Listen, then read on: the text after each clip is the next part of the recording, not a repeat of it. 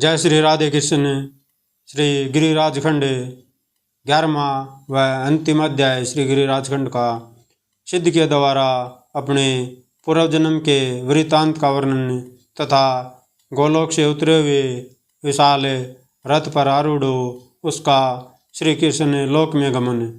श्री नारद जी कहते हैं, राजन, सिद्ध की यह बात सुनकर ब्राह्मण को बड़ा विस्मय हुआ।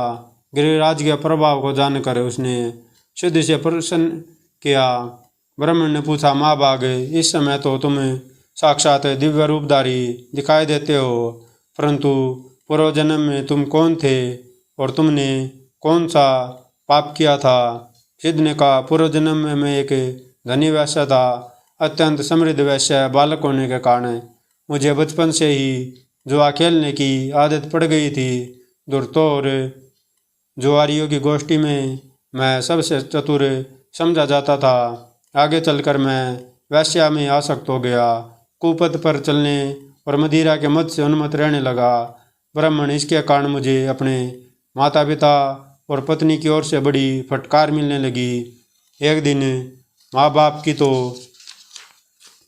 जहर देकर मार डाला और पत्नी को साथ लेकर कहीं जाने के बहाने निकला। रास्ते में मैंने तलवार से उसकी हत्या कर दी।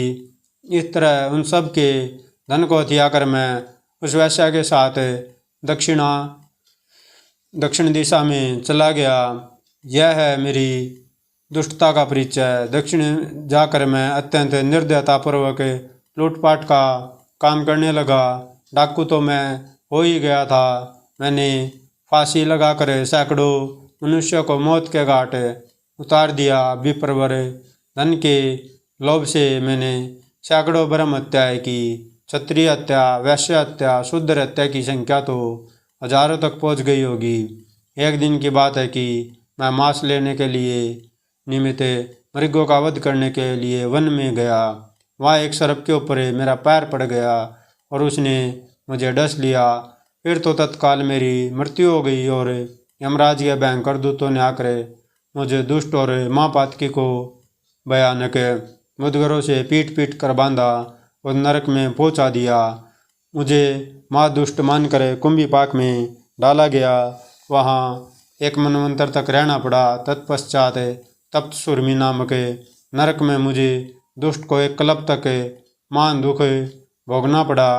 इस तरह 84 लाख नरकों में से प्रत्येक में अलग अलग यमराज की इच्छा से मैं एक एक वर्ष तक पढ़ता और निकलता रहा। तदंतर भारतवर्ष में क्रम वासना के अनुसार मेरा 10 बार तो सुअर की योनि में जन्म हुआ और 100 बार व्याघ्र की योनि में, फिर 100 जन्मों तक ऊँट और उतने ही जन्मों तक वैसा हुआ। इसके बाद एक 76 जन्म तक मुझे सर्प की योनि में रहना पड़ा। फिर कुछ दुष्ट मनुष्यों ने मिलकर मुझे मार डाला। विप्रवर, इस तरह 10,000 वर्ष बीतने पर जल शून्य विपिन में मैं ऐसा विकराल और महाकाल राक्षस हुआ जैसा कि तुमने अभी अभी देखा है। एक दिन किसी शूद्र के शरीर में आविष्ट होकर ब्रज में गया। वहाँ वृंदावन के निकटवर्ती यमुना के सुंदर तट से हाथ में छड़ी लिए हुए कुछ श्यामवर्ण वाले श्री कृष्ण के पार्षद उठे और मुझे पीटने लगे।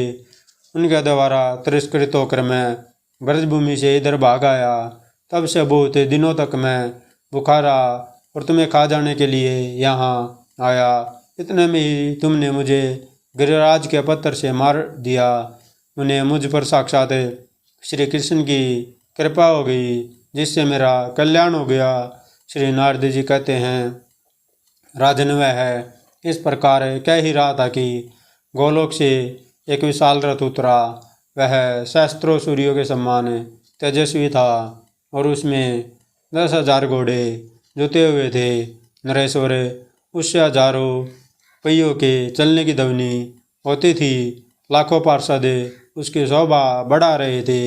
मंजीर और सुंदर घंटिकाओं के समूह से आच्छादित वह रथ अत्यंत मनोहर दिखाई देता था।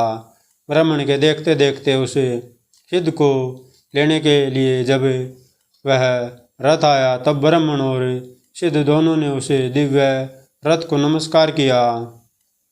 मिथिलेश्वर, तदंतर वह सिद्ध उस रथ पर आरूढ़ दिग्मंडल को प्रकाशित करता हुआ प्रात पर श्री कृष्ण लोक में पहुँच गया, जो निकुंज लीला के कारण ललित एवं परम मनोहर मैथिली व ब्राह्मण भी गोवर्धन का प्रभाव जान गया था।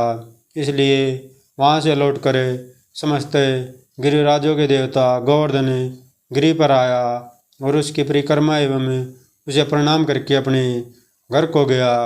राजन, इस प्रकार मैंने यह विचित्र एवं उत्तम मोक्षदायक श्री गिरिराज खंड तुम्हें क्या सुनाया। पापी मनुष्य भी इसका श्रवण करके स्वप्न में भी कभी उग्र दंडधारी प्रचंड यमराज का दर्शन नहीं करता। जो मनुष्य गिरिराज के यश से परिपूर्ण गोपराज श्री कृष्ण की नूतन केली के रहस्यों को सुनता है, वह देवराज इंद्र की भांति इस लोक में सुख भोगता है और नंदराज के समान परलोक में शांति का अनुभव करता है। इस प्रकार श्री गृहक्षीता में श्री गिरिराज खंड के अंतर्गत श्री नारद बोलाश्रव संवाद में श्री गिरिराज प्रभाव प्रस्ताव वर्णन के प्रसंग में सिद्ध मोक्ष नामक 11वां अध्याय पूरा हुआ। और इस प्रकार श्री गिरिराज खंड संपूर्ण हुआ। यह गृहक्षीता का तृतीय खंड गिरिराज खंड आज